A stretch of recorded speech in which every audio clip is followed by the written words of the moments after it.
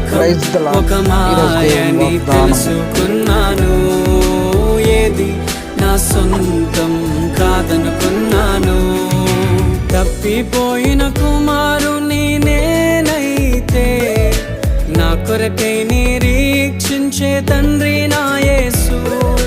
తప్పిపోయిన కుమారుని నేనైతే నా కొరకై నిరీక్షించే తండ్రి